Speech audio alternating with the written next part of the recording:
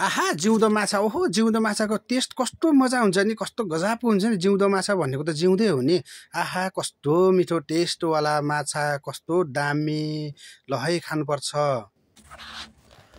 आदरणीय दर्शकवृन्द नमस्कार, म नारायण मगर आज पनि तपाईहरुको माझमा एउटा जानकारीमूलक भिडियो लिएर उपस्थित भइसकेको छु। कृपया भिडियोलाई स्किप नगरी अन्तिमसम्म हेरिसक्दो शेयर पनि गर्नुहोला र जस्तो लाग्छ त्यस्तै कमेन्ट बक्समा गएर कमेन्ट पनि गर्नुहोला भन्न चाहन्छु र साथै पेजलाई पनि फलो, च्यानललाई सब्स्क्राइब गरी साथ दिनुहोला भन्न चाहन्छु।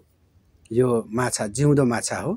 यो जिउँदो माछा अहिले एकदमै चलिरहेको छ, अत्याधिक चलेको यो लिबाङ बजारमा, रोल्पा नगरपालिका लिबाङ बजारमा यो लोकतान्त्रिक चोककैमा छ।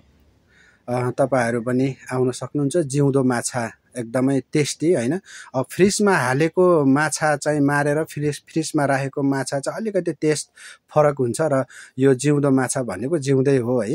अब जिउँदो माछाको टेस्ट अलिकति फरक किसिमको हुन्छ, यानि कि राम्रो मिठो रसिलो हुन्छ। ल हेर्नुस् एकदमै जिउँदो माछा।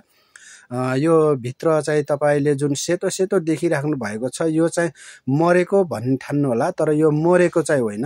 यो अक्सिजन लिँदैछन् मजाले, यो अक्सिजन लिइरहेको छ। तर तल एकदम सेतो सेतो देखिरहेछ नि, यो चाहिँ सुतिरहेको, यो चाहिँ अक्सिजन लिँदै गरेको है। माछाले चाहिँ अक्सिजन लिइरहेछन्। बाँकी अरू चाहिँ अक्सिजन लिइसकेकाहरू चाहिँ यसरी डुल्दैछन्, घुम्दैछन्। हेर्नुस् जिउँदो माछा तपाईको 1 किलोदेखि 1.5 किलोसम्मका माछाहरू छन् हैन। ल हेर्नुस् कति ठुला ठुला छन्, 1.5 किलोसम्मका छन् माछा। यो चाहिँ हड्डी जस्तै काँटावाला पनि छ, काँटा नभएकोवाला पनि छ। यो जुन कालो छ यो चाहिँ काँटा नभएको, यसको काँटा हुँदैन।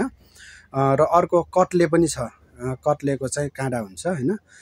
यो कालो खालको माछा एकदमै राम्रो माछा छ हेर्नुस्। अनि निकै टन्नै छ, अत्याधिक चलेको छ। ल हेर्नुस् जिउँदै छोपेर जोखेर दिनुहुन्छ। हेर्नुस् जोखेर कति हुन्छ अब त्यो अनुसार काटेर मजाले सफा गरेर दिनुहुन्छ। ल हेर्नुस् एकदमै चलेको छ अहिले लिबाङ बजारमा चाहिँ। हेर्नुस् समाउँदै हुनुहुन्छ। ल हेर्नुस् समाउँदै हुनुहुन्छ। जिउँदै माछा समातेर चाहिँ तपाईलाई कति किलो लिएर जानुहुने हो त्यही अनुसारको माछा समाएर जोखेर दिनुहुन्छ।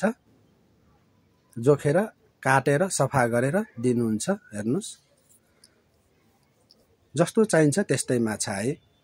कत्ले पनि छ अनि कत्ला नभएको पनि छ। यहाँ बढी भागमा चाहिँ कत्ला नभएको माछा छ अहिले, र कत्ला भएको पनि छ, कत्ला नभएको पनि छ। ल हेर्नुस् जिउँदै माछा समाएर जोखेर, ल हेर्नुस् यसरी जोखेर कति लैजानु हुने हो जोखेर मात्र काट्ने है। अनि मैले त लिएर आएँ, 2 किलो लिएर आएको। हेर्नुस् पाक्दैछ मजाले, पाकिरहेको छ है।